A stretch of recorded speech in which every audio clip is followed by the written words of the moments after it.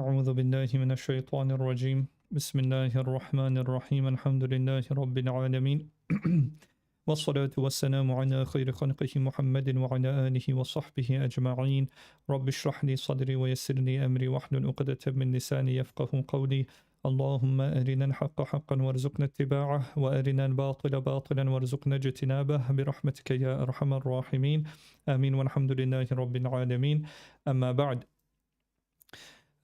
Quick warning again, this lesson is also not suitable for minors. So if you do have minors listening, please either listen to the lesson later on or put in some earphones or headphones, inshallah.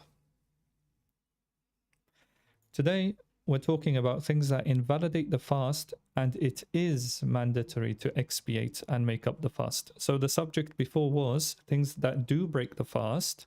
However, they don't require kafara, which is the 60-day consecutive fast. But today's subject is the ones which do require kafara.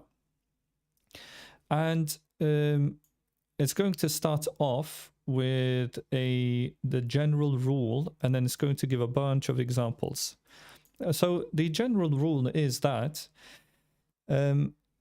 if you deliberately break the fast with no excuse, and there's absolutely no doubt that you should have been fasting, and your act was deliberate, you weren't forced to do it, you had no excuse, this is when we say that kafara is necessary. But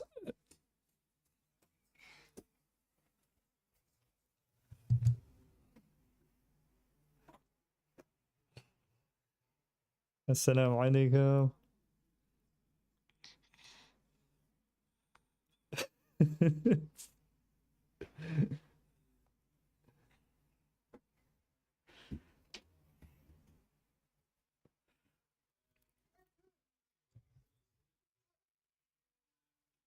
Okay. So unless you've got a reason, sorry. So if you have no reason, no excuse, someone hasn't forced you or whatever, then we say that breaking the fast on purpose would require a kafara, which means expiation. Now,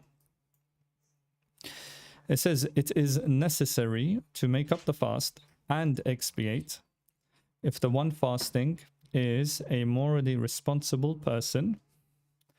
So basically, it's fard for you to fast, and he performs any of the acts listed below deliberately and without coercion. What was coercion? When someone is forcing you to do it. And the forcing you to do it isn't like, oh, I dare you to do it or something like that. Forcing you would be physical harm or compulsion. Furthermore, nothing that makes it permissible to break the fast occurred, okay, such as menstruation, sickness, and the intention to fast was formed during the night prior to dawn. So it says sickness that is not self-inflicted. What does that mean? If one is sick due to a self-inflicted wound, right, so you've hurt yourself on purpose, expiation is mandatory. Okay, so obviously that's not a normal thing to happen anyways. And the intention to fast was formed. So you were fasting, the fast started, and you deliberately broke it with no excuse. Now, a morally responsible person, okay, so what requires expiation and qada is, again, warning for children, we're starting now. A morally responsible person sexually penetrates a person of a sexually desirable age. So before, last lesson was, we said if it's a minor, there's no expiation. Reason being is that that's not normal.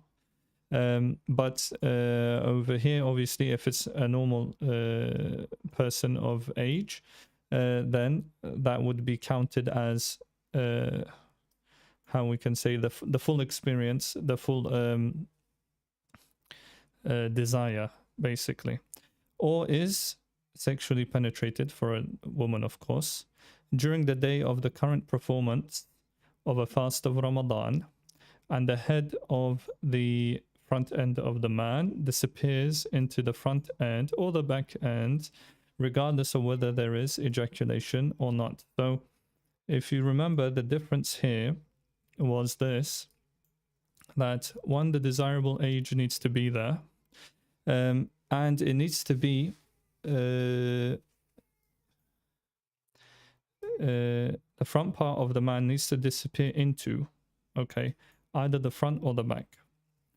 This would require both of them, as long as there wasn't coercion, to do qada of their fast and expiate.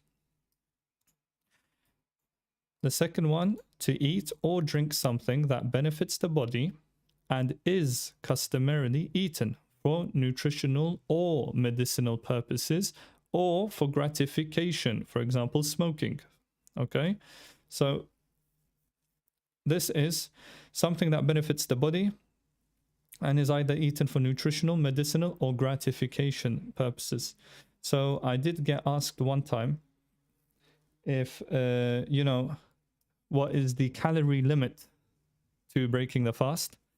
And I was shocked. This was the first time I had ever heard anyone talk about a calorie limit to breaking the fast, which doesn't exist, by the way, because even if you drank one drop of water, your fast is broken, and one drop of water is not going to have any calories in it. So they were asking about salads and things, and I was like, you know, first I was shocked. There is obviously an adab, a decorum to answering questions, which I had to, you know, it was hard to not either get angry or make fun of the person, because a calorie limit has never been said before to me. To me, it was a completely alien thing. So when I heard a calorie limit, I had to hold myself back. Instead of, you know, because everybody knows even a drop of water would break your fast. So a calorie limit cannot exist. So to eat or drink something that benefits the body is customarily eaten for nutritional or medicinal purposes or for gratification. So even if it was smoking, that would break your fast, even though that's not something that benefits the body. It's not nutritional or medicinal, but what it is gratification. Yeah.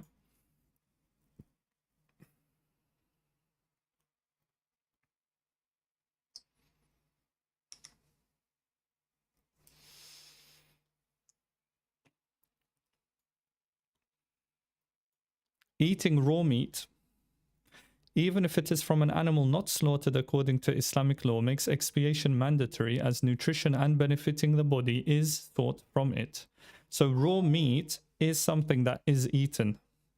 It might not be customary, but it has been eaten before. I mean, you'll find a lot of instances where people have eaten raw meat, where some choose to eat raw meat for whatever reason. So it's not exactly customary for everybody, but it's also not completely alien to us. And also it is eating food, which benefits the body. There is nutrients in it. It is going to help you, you know, gain strength.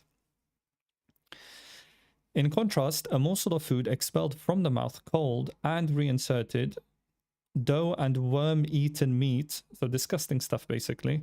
So worm-eaten meat means meat has gone off, does not require expiation. Why? Because these things are disgusting. Dough is not normally eaten. It's not customary. Nobody enjoys eating dough. And food that's been taken out of the mouth and it's cold and you put it back in, that's also not nice. So because of these things don't require an expiation. But our subject is just eating and drinking food, basically.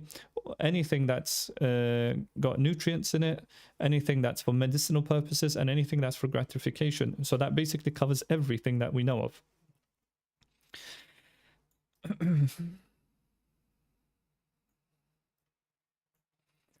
3, rain enters the mouth and it is swallowed.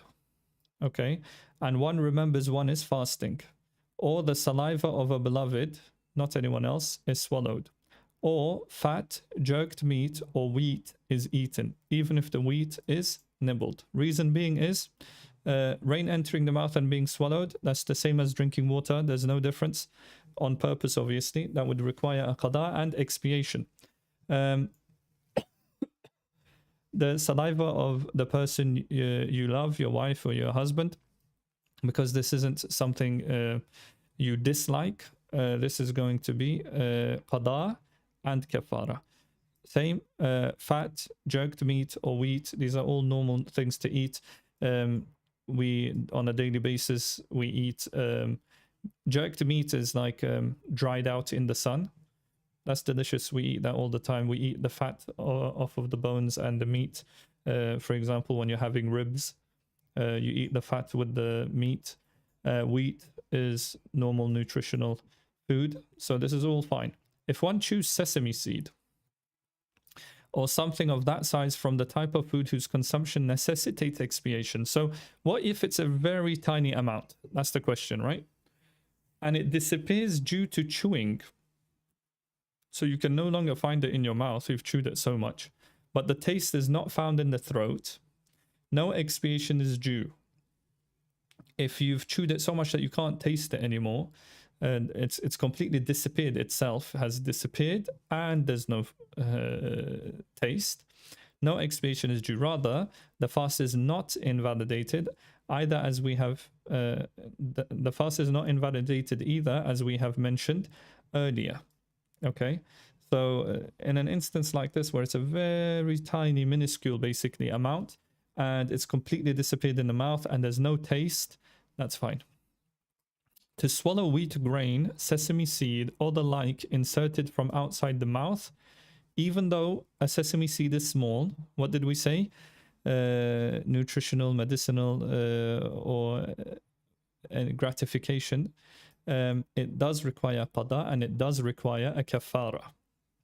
So a sesame seed, even though if you try to count the calorie of a sesame seed, probably doesn't exist. It's going to be 0 calories. Like we said, we don't look at calories. That's not what we're looking at.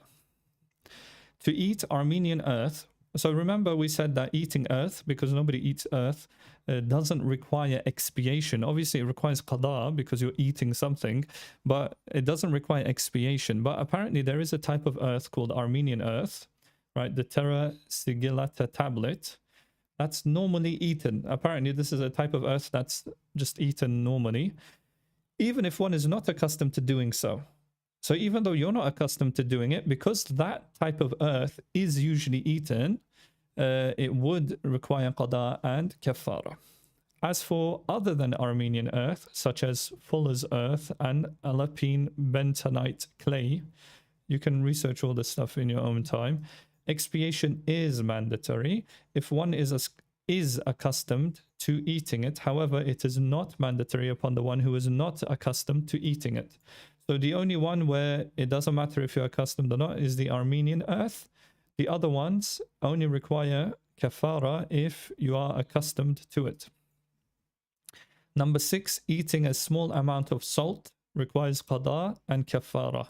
Remember, we said if you eat a large amount all at once, we said that would require just a qada but no kafara.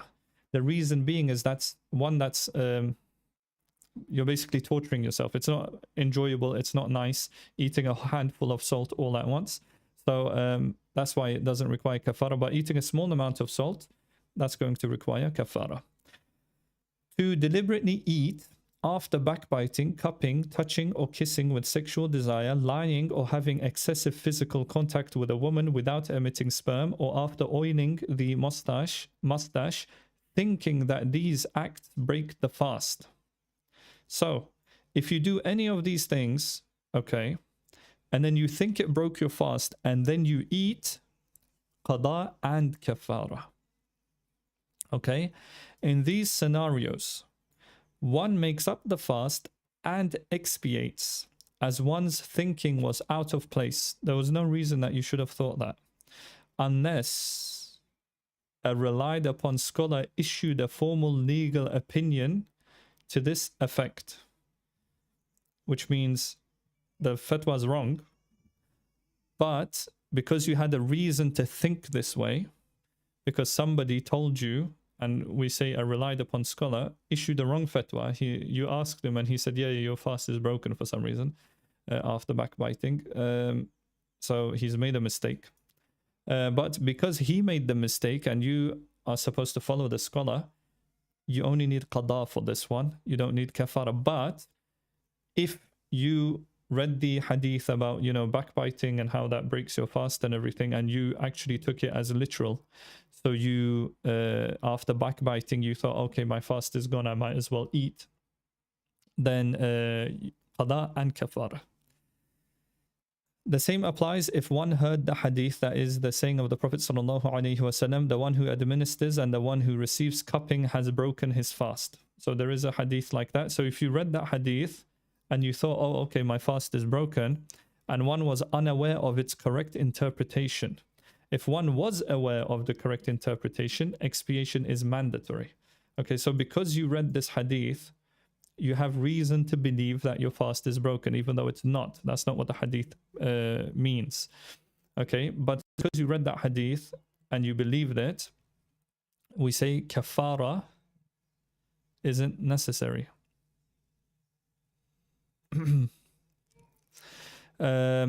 But as a general rule, what do we take from this? We say backbiting, cupping, touching or kissing with sexual desire, lying, or lying as in telling fibs, having excessive physical contact with a woman without emitting sperm, obviously, or after oiling the mustache. Okay, so none of these things break your fast. Okay, they're not good to do. Obviously, backbiting's haram. Cupping isn't good to do while fasting because it's going to drain your strength. You're already fasting and you're going to lose blood.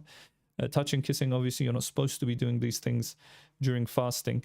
Lying, obviously haram. Excessive physical contact, again, you should avoid during fasting. The whole point is to avoid these things, avoid worldly things throughout the day, right? Or oiling the mustache. None of this breaks the fast. So if you think it breaks the fast and then you deliberately eat, we say qada and kafara. And the last one, expiation is mandatory. Again, it says mandatory here, but remember, expiation is fard. It's not mandatory, as in it's obligatory. Fard. Expiation is mandatory if she assents to sexual intercourse having been initially coerced, as she has now chosen to have intercourse. So in the beginning she was coerced, so it wasn't her fault. But then later on she allows it. So that's expiation for her also, because she later on allowed it to happen. So initially she was coerced, and then later on she allowed it to continue without opposing. So all of this that we just read now, that required a qada and expiation. And you can add to this basically anything that you're not forced to do. You have no excuse to do. It's beneficial to your body, either medicinally, or it's got nutrients in it, or you enjoy it. It's something you enjoy doing. So any of these things that you do, they will require a qada and kafara. So the subject we did on Thursday, where we said the things that don't require kafara, if you notice, they were mostly like disgusting things that a person normally doesn't do anyways. So because there's no gratification in this, a lot of those examples were disgusting things because people don't do disgusting things on purpose, or they don't enjoy doing it. It doesn't require kafara. But these things, just eating, drinking, sexual intercourse, these things, there's gratification in there, there's nutrients in there, there's benefit to the body in there. Either it's medicinal. Remember, you can't just take a paracetamol just because you've got a headache. It needs to be a proper excuse. Otherwise, it's a qada and kafara. Now, the kafara for invalidating a fast. So what is the kafara? We've been saying kafara all this time. What is it? The expiation is to emancipate a slave. That's one. Even if the slave is an unbeliever, male or female, child or adult. As with incestuous comparison, the dhihar. If you remember, we said, what was the punishment for telling your wife that she's like your mother with the intention of making her haram to yourself? It was to free a slave. It is a condition that the slave has not lost the benefit of having strength, being able to walk, talk, look, and reason.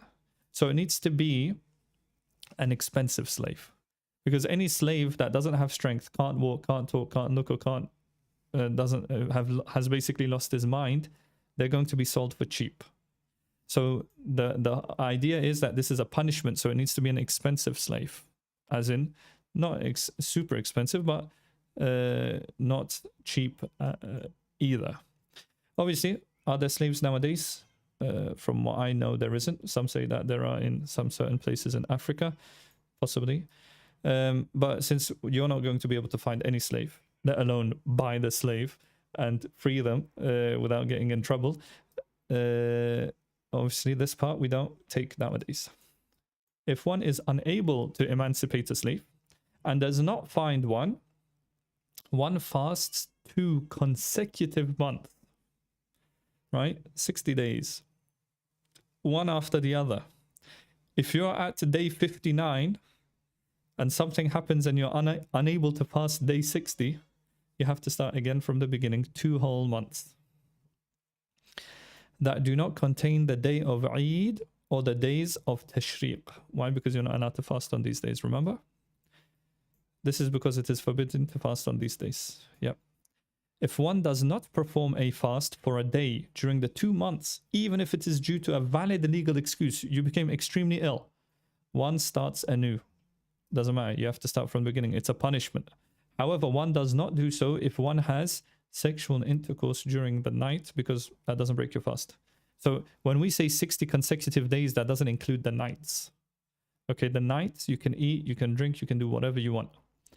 Okay, so you don't have to stay away from your wife for 2 months. If unable to fast, one feed, and by unable to fast, it doesn't mean that, oh, it's difficult for you and whatnot. It's basically impossible. If one is unable to fast 2 consecutive months due to old age or sickness being that you're never going to get better, so end of your life basically. If unable to fast, one feeds 60 destitute people. Okay, masakin, I believe. The people being fed may be destitute or needy. Okay, so destitute is miskeen, needy would be faqir. The difference between a faqir and destitute is faqir is anyone who basically doesn't have nisab. Okay, so somebody who is living paycheck to paycheck, they may have a house, they may have, a wife, kids, and a car, but they don't have, for example, 5,000, 6,000, 7,000 in the bank, right? So that's majority of people anyways. So they could be faqir, that's fine. Destitute is when they basically have nothing. They don't even have food. They don't even have a car or a home, or this is miskeen, completely like the homeless people on the streets. They've literally got nothing. That's a miskeen. Faqir is they've got wealth, but they don't have nisab. So normally that's how they make the distinction between the two. There may be different opinions.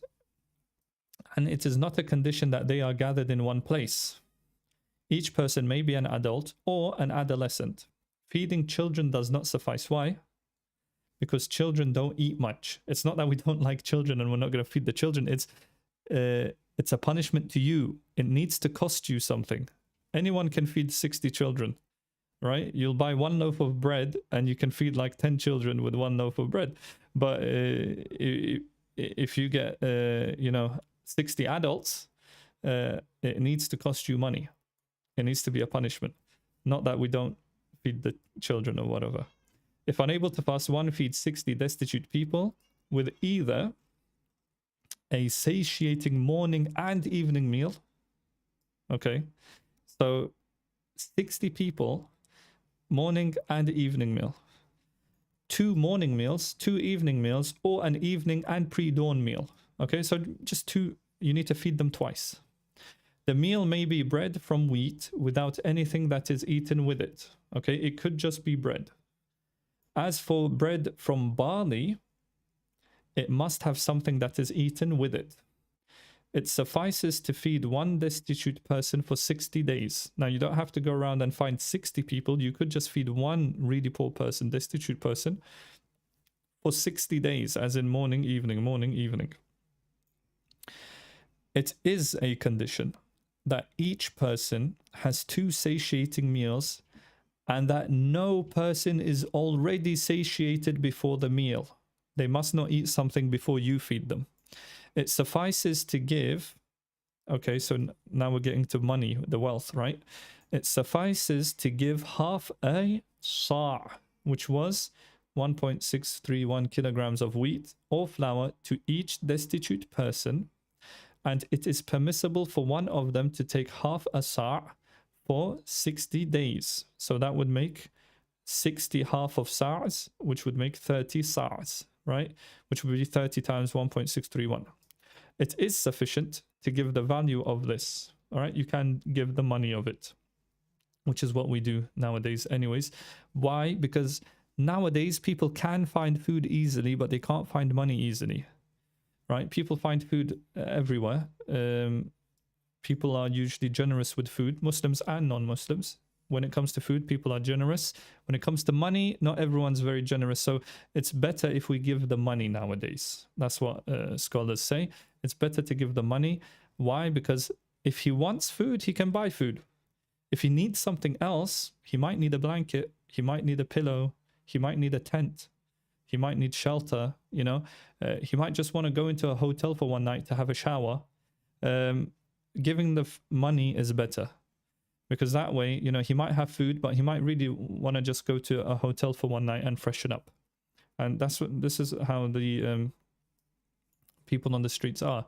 They don't have a place to shower, they don't have a place to even go to the toilet properly and anything. So even one night in a hotel for them is really refreshing. Now, one expiation is sufficient for numerous acts of sexual intercourse. Okay, so it doesn't matter how many times you did it, one expiation. Okay, or for eating upon different days. So let's say you spent like half of Ramadan eating, you broke half of the fasts, only one expiation is necessary. Even if they are in the Ramadan of 2 different years.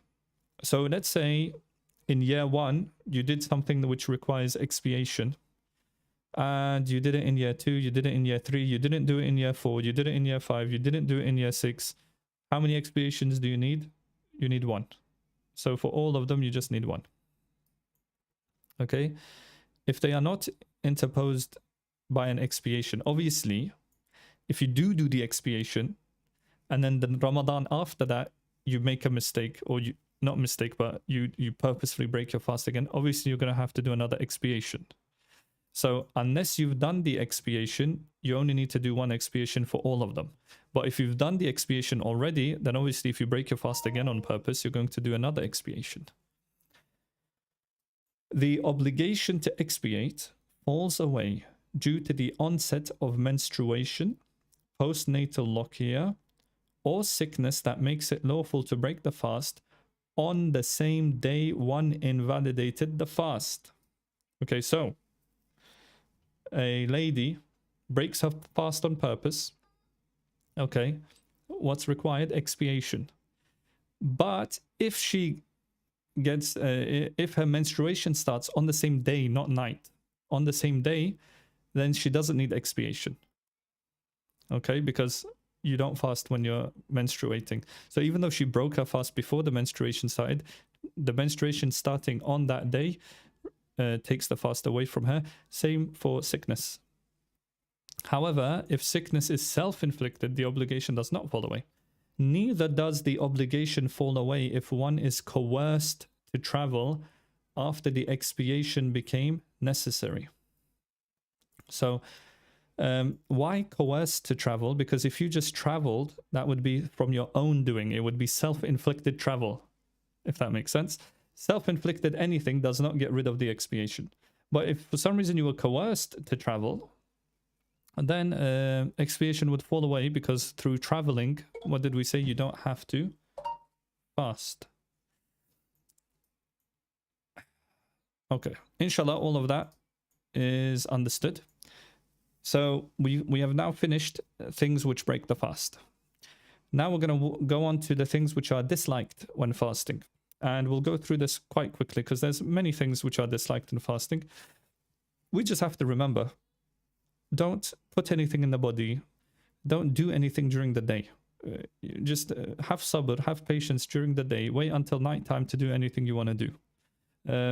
Anything that's similar to eating, anything to do with putting something in your mouth, to putting something in your ears and your nose and your ears and your eyes and whatnot, just try and avoid all of that until nighttime and do whatever you're doing at night. So what is disliked when fasting? The acts listed here are somewhat disliked, okay? So even though it says disliked, it's somewhat disliked. Furthermore, they are disliked in all types of fasts, including nafila fasts, okay? So what we're about to read is makruh tanzihan, and for all fasts, not just Ramadan, okay? To chew white mastic chewing gum, okay? Women chewed this white gum as a type of toothstick that is a solid piece. Otherwise, it breaks the fast, okay? So it's makruh if it's one piece. If it's many pieces, it breaks the fast. It is disliked for men who are not fasting to chew white mastic gum unless they are alone and have a valid excuse, such as halitosis. That's probably like a medical reason. So for men to chew chewing gum, okay, is makruh. Men don't chew chewing gum. Why? Because it's a thing for ladies to do. But what they can do is chew the chewing gum alone if no one's around. 2, lustful kissing by sucking the lips and lustful contact is disliked even if one feels secure. Secure meaning that it's not going to lead to you ruining your fast. As for kissing, touching and embracing that is not lustful, it is disliked if one does not feel secure, but not disliked if one is secure. Okay? To gather saliva in the mouth and then swallow it. So to fill up your mouth with saliva and then swallow it. And anything that one thinks will weaken one, such as bloodletting, cupping, and entering a steam bath during the summer. So anything that's going to make you weak is going to be makruh. Why? Because it leads you to struggle fasting. And if you struggle, there's a chance that you may break your fast or you may not be able to complete it. Now, what is not disliked while fasting? To oil the mustache or line the aisles with kuhul, okay, with mascara. I say mascara, but I don't know if mascara is a make or whatever, but you know, the black thing that we put on our eyes, kuhul. 2, blood cupping that does not weaken a person, okay. If it's a very small amount and whatnot, that's fine. If it's not going to weaken you, if you've done it before and every time you do it, you feel like it has no effect on me, as in I don't feel weak at all, then that's fine. Now, what we could say is, if blood cupping does weaken a person, then it should be undertaken after breaking the fast. Exactly, have some sabr, wait until nighttime and then do it. Smelling the fragrance of musk, flowers, or the like that are not connected to physical matter like smoke. So you can't do it with smoke, but you can smell good smells, flowers and whatnot, okay? Using the toothstick at the end of the day, rather it is sunnah just as it is at the beginning of the day, even if it is wet or moist with water. Okay, so using a miswak, even if it's wet or moist with water, does not break the fast. This is because the amount of water on a moistened toothstick is less than the amount of water that remains in the mouth after rinsing the mouth. And we already said that that doesn't break the fast. Some scholars deemed it recommended to spit out the contents of the mouth after rinsing it, even if it is once. 5, rinsing the mouth or nose other than whilst performing ablution and the purificatory bath. These are not makruh. None of this is makruh. You're free to rinse out your mouth with water. You're free to clean your nose with water, even if it's not for wudu. 6, to wrap oneself in a wet garment to cool oneself is fine. Why? Because nothing's entering the body. Recommended measures whilst fasting. 1, so we read the makruh, we read what's not makruh, so which is fine, and now we're reading what's recommended. So it goes to say that anything recommended is not going to be makruh either. Okay? Recommended to have the pre-dawn meal, sahur, and not eat too much. Okay, so have a pre-dawn meal and not eat too much. The sunnah of the pre-dawn meal is even fulfilled by drinking water only.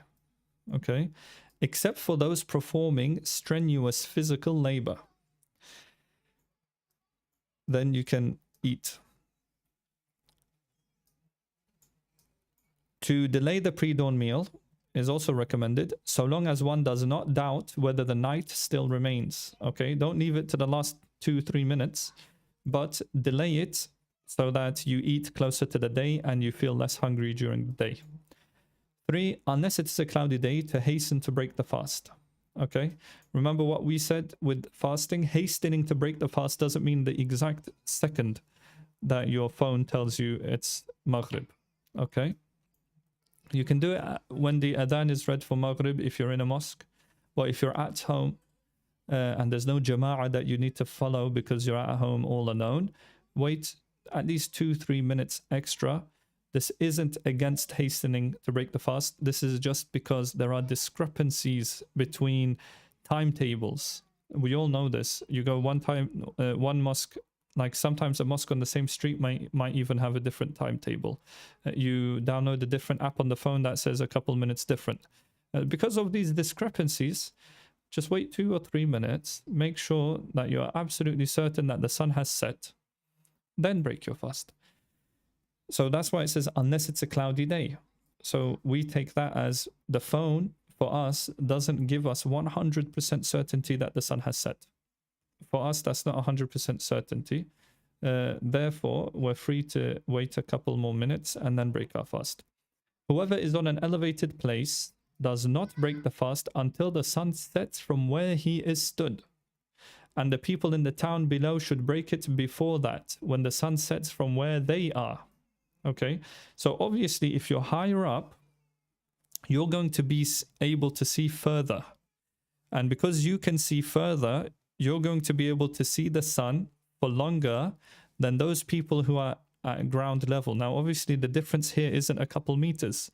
We're talking about if you're up on a big mountain or your elevation is quite high in a skyscraper, okay, compared to those on the ground. The same consideration applies to the entrance of true dawn in respect of the Fajr prayer and the pre-dawn meal. So everything, basically. If you're at a higher elevation, for you, Maghrib is later. And that's why we say the phones don't tell us certainly that the sun has set for us. We might be in a high place. Those not required to fast Ramadan. Okay, so these things are what? Recommended things to do. To have sahur, to be quick in breaking the fast, as in not to fast an extra half an hour. That's definitely not allowed. Wait a couple minutes, like we said, 2-3 minutes. If you're alone, if you're not in a mosque, if you're in a mosque, it's going to cause a fitna. People are going to wonder why you're not breaking the fast with them. That's going to be worse. So what you do is just you listen to the adhan and you break your fast.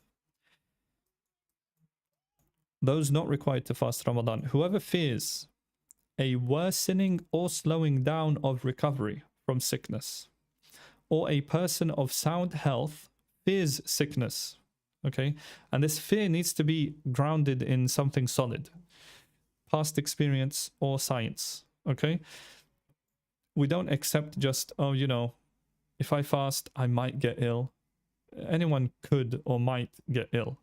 That's not a fear. A fear is genuinely that, oh, you know, I've got diabetes, or I've got this or that. If my sugar level drops, or if this happens or that happens, or, you know, if I eat before going to sleep and then whatnot. Everyone's got different medical conditions. Then we say if it's due to, you know, your experience, your past experience, you know that this is going to happen, or it's quite likely to happen, then we say you don't have to fast. But for normal people, everybody has to fast. A traveler, as defined by sacred law, not just, oh, I'm calling myself a traveler. No, remember we said either 90 kilometers, 100 kilometers. There was a difference in opinion between the distance upon a journey, okay?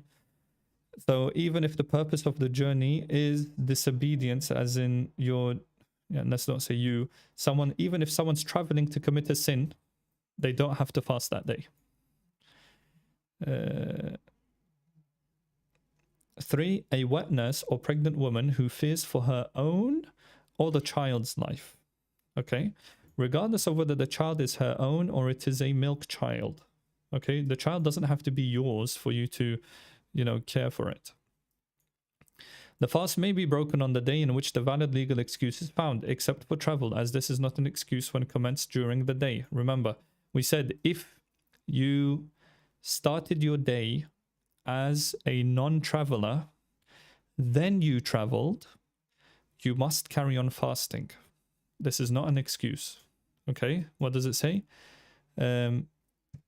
Except for travel, as this is not an excuse when commenced during the day. Why? Because you would have had your iftar the night before. You would have had your sahur. There's no excuse for you not to fast. Especially nowadays with planes and trains and cars, it's not that difficult. The fear of sickness that is reckoned when considering the permissibility of breaking the fast is what is known with compelling surety. Again, the fear of sickness is what? Isn't just, oh, I may get ill. It's that is reckoned when considering the permissibility of breaking the fast is what is known with compelling surety. You say, most likely I'm going to get ill via a symptom. So either you feel maybe dizzy that day or you feel not great. Past experience, okay, even if it is someone else's experience of the same sickness, it doesn't have to be your experience, but maybe somebody next to you says, oh yeah, I've had that before, most likely you'll get ill if you fast tomorrow, and you trust them, obviously. Or being informed by a proficient Muslim doctor who is blameless, being that you do not see that they are missing fasts and they are missing salahs, and if they're a lady, that they're wearing a hijab and they're not walking around with their hair open. So it has to be a Muslim doctor, okay? Whoever is overtaken by intense thirst or extreme hunger from which one fears death, harm to the mind, losing your mind, or loss of some of the senses, you may break the fast. Okay, so when we say, oh, I couldn't, when someone says that I couldn't fast anymore, I had to break my fast, we ask them, did you fear death? Did you fear that you were going to lose your mind? Did you fear that you were going to lose your senses? Because only then you can break your fast. The fast is were not due to one tiring once. May break the fast if the aforementioned were not due to one tiring oneself out, and it wasn't self-inflicted. So you didn't go for a marathon run during fasting, okay? Or you didn't go play football or play some sports while fasting and now you're dying of thirst. Okay, obviously, what are you going to do? You're not going to die. You're not going to let yourself die. You are going to break your fast, but you're sinful for it because it was self-inflicted. As opposed to what? As opposed to a heat wave, for example. So you had your sahur, you had your iftar, you did everything right, but that day you had a heat wave and you might not have AC in your home, and you sweated and you've dehydrated basically. That's not your fault. Then you can break your fast. But if it's something like you went to go for a run and something, or you were doing sports, then obviously that's self-inflicted. The traveler may not fast, although it is optimal to fast if it does not cause harm, and unless most of one's fellow travelers are not fasting and they are not sharing expenses. If they are sharing expenses, or all or most of the fellow travelers are not fasting, it is preferable to not fast in conformance with the group.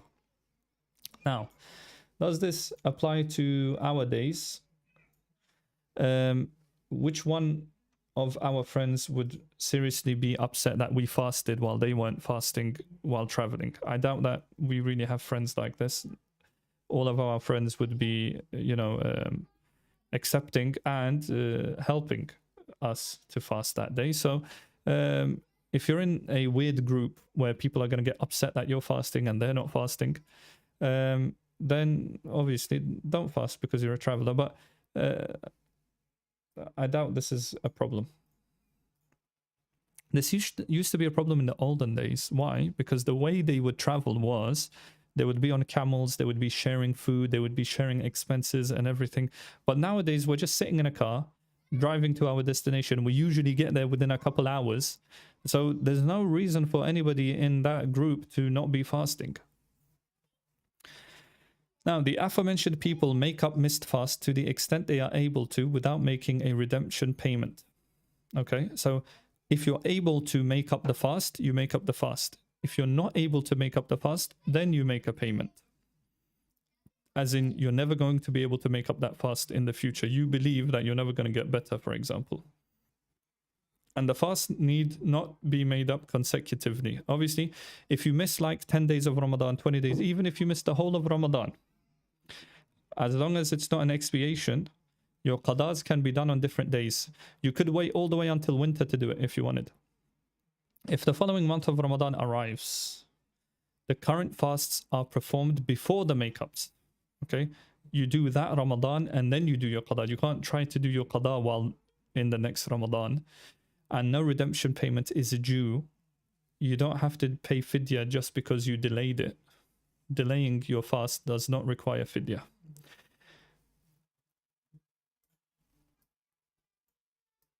If one dies whilst the legal excuse persists, so he was ill, he was never able to make up the fast, and he died while ill, so the excuse never left him. Or he had diabetes and then he died and he was never cured from this diabetes. It is not mandatory to bequeath a redemption payment. It's not mandatory. But why? Because it's not his fault. Yeah. But if one dies after the legal excuse disappears, so he did have time to do qada, it is mandatory to bequeath for the number of days one was able to fast but didn't. So let's say you got better for 10 days and then you died. You would have to pay fidya for those 10 days because you could have fasted for 10 days. You could have done qada for 10 days. This is like the person who was able to make up missed fast but did not do so and died thereafter. If one had the ability to make up the missed fasts, but this was lost due to one's death, the heirs or the executor must make the redemption payment for an amount equal to the sadaqatul fitr for each day which that person didn't fast, according to the deceased bequest from a third of the estate. So whatever the inheritance is, up to 1/3 of it can be spent for these types of payments. The rest are the rights of the inheritors. If the deceased does not make a bequest and his guardian voluntarily makes the payment, it is permissible, inshallah. We have previously spoken in full on this in the section of prayer of the sick person, so do not forget it. Okay, we talked about the amount. We also talked about what if the money is not enough.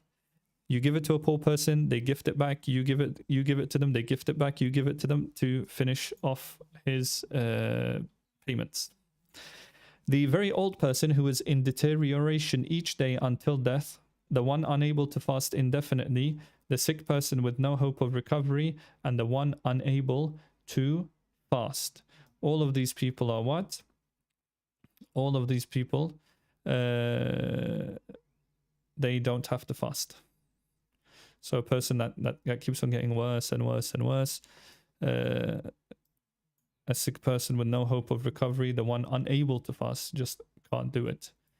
Okay, for the one able to pay, the mandatory redemption payment, the fidya, for each day is half a sa' of wheat at the beginning or end of the month. Otherwise, so you can pay in the beginning of Ramadan. If you know that, for example, you've got diabetes and you're not going to fast anyways, you're able to pay it in the beginning of the month. You don't have to wait for Ramadan to end to pay it. Otherwise, one asks for the forgiveness of Allah Jalla Jalaluhu. So if you're poor and you're unable to fast and you've got these redemption payments, remember the redemption payments is only if you're able to do qada of them and you don't. So it is a reason to ask for tawbah, to repent. Similarly, the one who vows to fast for his entire life, very smart, is too weak to do so due to being busied by earning a livelihood, or the one who vowed to fast a specific day and did not do so until becoming very old, they do not fast and give a redemption payment. Okay, so don't make this promise because you're never going to be able to keep it. If unable to give the redemption payment due to poverty, one asks Allah the Most High for forgiveness and pardon. Why? You promised him something and you didn't do it. It is not permissible to make a redemption payment except for a fast that is itself the primary action, not a substitute for something else. What does that mean? For example, doing qada of Ramadan.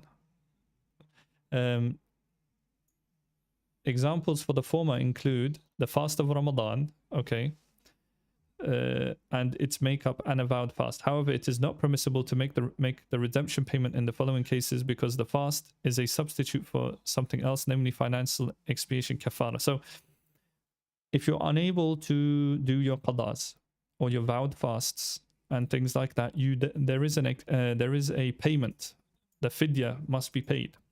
However, if you're unable to do the expiation, there's no fidya for the expiation, okay? Expiation that is due for breaking an oath, homicide, or incestuous comparison, okay? This expiation, there's no fidya for this one. Why? Because this is already a substitute for what? For freeing a slave, no? Yeah, it's already a substitute for freeing a slave. 2, breaking a fast, and he does not possess anything to expiate with, such as emancipating a slave, food, and garments, and he is a very old person, okay? Or he did not fast when he was able to do so and is now very old. So this person must what? He must pay a fidya, but breaking a fast, and he does not possess anything to expiate with. So he broke the fast on purpose, and he's unable to do expiation. There's no fidya for the expiation. But there is fidya for what did we say? There is fidya for the fast of Ramadan and its qada and the vowed fast. So breaking the fast, he has to pay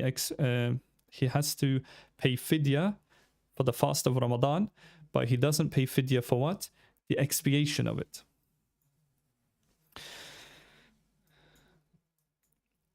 Now, inshallah, that was understood. Basically, all you have to know is the expiation, the fidya is paid for the fast of Ramadan, its makeup fast, the qada, and a vowed fast. Except according to one narration, the one who commenced a nafila fast may not break it without a valid legal excuse. That one narration was the hospitality. If you remember, if you get called over for food, you should break your fast because that's more important. Hospitality is a valid excuse for the guest and the host if the host is not content with one merely being present and would be offended by not eating. The same applies if the guest is not content unless the host eats with him and is offended by being served food alone. This ruling applies if one is confident in oneself that one will make up the fast. Okay, so hospitality is only an excuse if you know you're going to do the qada. If you believe that you might forget to do the qada, then you shouldn't break your fast.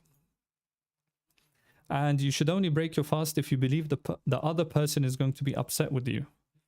Okay, so if you believe that this is your best friend and they don't mind you being fasting, then you don't have an excuse to break the fast.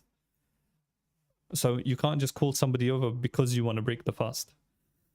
If he swears to divorce his wife if he does not break his fast, again, this swearing to divorce the wife if something happens is valid. Sorry, not sure what happened there. Swearing to break the fast. Sorry, swearing to divorce your wife if X happens or Z happens or Y happens is valid, which means if that thing that you said does happen, the divorce happens. It's not a joke. It's quite serious. So if he swears to divorce his wife if he does not break his fast, it is recommended to break the fast. Okay. Even if it is a make-up fast, if he is confident in himself that he will make up the fast and it is before the middle point of the day. Thereafter, the fast is not broken except for the sake of one's parents until the time of Asr. Okay.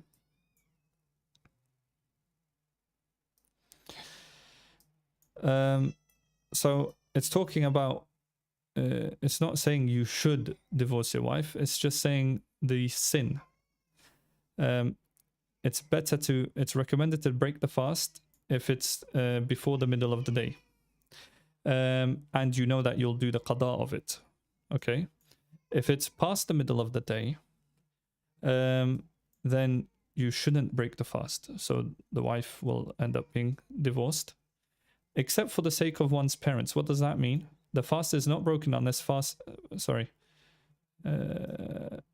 fast is not broken unless fasting entails disobedience to one or both of one's parents. Okay, so if your parents are telling you not to fast, we're talking about the nafila fast, yeah? Until the time of Asr. After Asr, no fast should be broken. So even if your parents say stop fasting, but there's like half an hour left to Maghrib, you're free to carry on fasting until Maghrib. So what is this saying? This is saying basically don't ever make a promise like this. Don't ever swear that you're going to divorce your wife if this happens or that happens. If you do, where does the sin lie? If it's before the middle of the day, it's recommended to break the fast. If it's after the middle of the day, then obviously it says that you shouldn't break the fast, which means that you will be sinful for breaking the fast after that time. Just because it's a nafila doesn't mean you're able to just break it randomly. So what does it say? To break a nafila fast is prohibitively disliked, tahrim and makruh, and it is mandatory to make it up regardless of whether it was broken due to a legal excuse or not, or whether it was broken deliberately or erroneously. Okay, so tahrim and makruh. So what it's saying is there is a sin for it after the middle of the day. Before the middle of the day, it says recommended to break the fast. Why? Because of the you've sworn to divorce your wife. So to keep your wife, you would break your fast. Now, if the one performing a nafila fast breaks it, he must make it up unless one fasted the day of the two Eids. So unless you are fasting on a day where you're not allowed, then you must make up the fast. And the days of Tashriq, you're not allowed to fast on these days. So if you decided to fast on these days and then you broke your fast, there is no qada because you weren't supposed to be fasting anyways, which are not made up if the fast is invalidated. If one vows to fast on the days of Eid and Tashriq, the vow is valid, which means you'll be sinful, either if you fast or not. Yani. The day is not fasted because that's a worse sin. But makeup is mandatory. However, if he does fast the day of Eid or Tashriq, he fulfills the obligation of the vow, although the act is unlawful as detailed later. Okay, so it's a stupid vow. You're basically putting yourself in a position where if you do fast, you're sinful. If you don't fast, you're sinful. It is mandatory to make up a nafila fast that becomes invalid, even if it is by the onset of menstrual period. Okay. For Ramadan, what did we say? There's no qada of it. Why? Because the fard falls away from you. But because this is nafila, it doesn't fall away from you. You're not allowed to fast, but the sabab wasn't the month of Ramadan. So it was because you just made an intention to fast that day. So therefore, a nafila fast, if a menstrual period happens during a nafila fast, obviously your fast is broken. You're not allowed to fast the rest of the day, but you have to make it up. Unlike, in Ramadan, you also do have to make it up. My bad. A woman does not perform nafila fast without the husband's permission. A woman does not perform nafila fasts without the husband's permission. This is why, because she needs to be available to him sexually. Therefore, she has to ask him. If he doesn't plan on doing anything during the day, then he can give permission and she can fast. Unless there is no harm to him as he is sick. Obviously, if he's too sick for any sort of sexual activity, then she can fast without asking him. Traveling or in a state of pilgrim sanctity for Hajj or Umrah and fasting during this period of time will not make her skinny. Okay? What does that mean? Historically, in many cultures, plump women were deemed more attractive. Nowadays, it's the other way around, so that's not really a problem. If he makes her break a supererogatory fast, it is mandatory to make up with his permission or after an irrevocable divorce. Okay, so if he makes her break the fast, so he may have given permission and then he changed his mind while you're fasting, you do have to break your fast, but you do have to make it up later on. Obviously, when you're making it up later on, that also has to be with his permission. So these are all important to know before you get married. Unfortunately, many ladies, they learn all of this stuff after they get married, and then it's difficult for them to know this stuff before you get married, at least so that you know what you're getting yourself into. If all of this seems like something that you're not comfortable with, then just don't get married. Obviously, you could talk about it with the husband and whatnot, but at the end of the day, it is a right given to him. So if that's not something you feel like you'll be comfortable with, then marriage isn't for you until you get to the level where you feel like, okay, I don't mind it now, or you have a change of heart or a change of mind. Then you can get married. Obviously, you can talk about these things before marriage and have an agreement with the husband, but the husband may change his mind later on during the marriage, because marriage isn't a week, 1 week or 1 month. It's for many, many years. So he might agree to some things before the marriage and then change his mind 10 years later on when he gets older. If a traveler intends not to fast, but then becomes a non-traveler and forms an intention to fast in its prescribed time, the fast is valid and he must fast. Similarly, it is mandatory. So we've run out of time. We'll just finish this off and we'll get to i'tikaf. If a traveler intends not to fast, so you're a traveler and you've intended not to fast, but then he becomes a non-traveler and forms an intention to fast in the prescribed time, so before midday. Remember, you have up until about midday. So he was traveling, but then he became muqim. And then he said, you know what, it's not even midday. I still have time to make an intention if I want. And he made an intention. The fast is valid and he must fast. Okay. Similarly, it is mandatory on the non-traveler to complete the fast of Ramadan if he travels during the day. We've said this like 3-4 times now. No expiation is due in either of the two scenarios. If he does break the fast, obviously he's sinful for it, but there's no expiation because of the traveling business. So there's a doubt. Unless he enters the city for something he has forgotten and breaks the fast, whereby he must expiate. Obviously, if you were traveling and then you went back into the city and then you broke your fast, because one, you're not even a traveler, you're fasting and you're in the city. So obviously there's no reason for you to ever break your fast. If one intends to enter one city, or another city in which one intends to become a non-traveler. So you've made the intention to stay in a city. It is disliked to not fast on that day, even though one is a traveler in its first part. So even though, like we said, when you're traveling nowadays, it's usually only a couple of hours. Even if you're going from Liverpool or Manchester to London, that's going to take you 3.5 hours if you're traveling at nighttime, 5 hours during the day. With a car, with a train, it's even less, even though it's like 250 something miles. So you're definitely a traveler, but there's no reason for you not to fast. And what did it say? It's disliked to not fast if you know that you'll enter the city that day.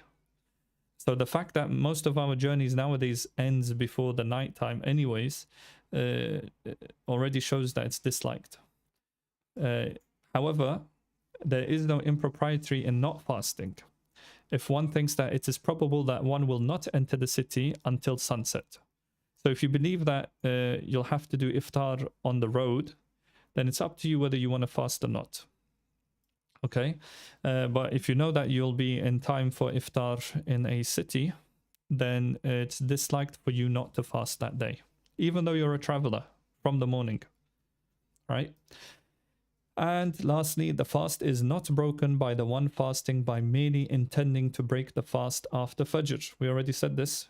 Simply intending to break the fast does not break the fast. So even if you said, I am no longer fasting, you are still fasting. This is just like the one who merely intends to talk during the ritual prayer, but does not do so. So if you intend in your salah, I'm going to talk, but you don't, that doesn't break your salah. So we're going to stop at spiritual retreat, which is i'tikaf. وآخر دعوانا أن الحمد لله رب العالمين وصلى اللهم على سيدنا محمد وعلى آله وصحبه أجمعين. الفاتحة مع الصلوات.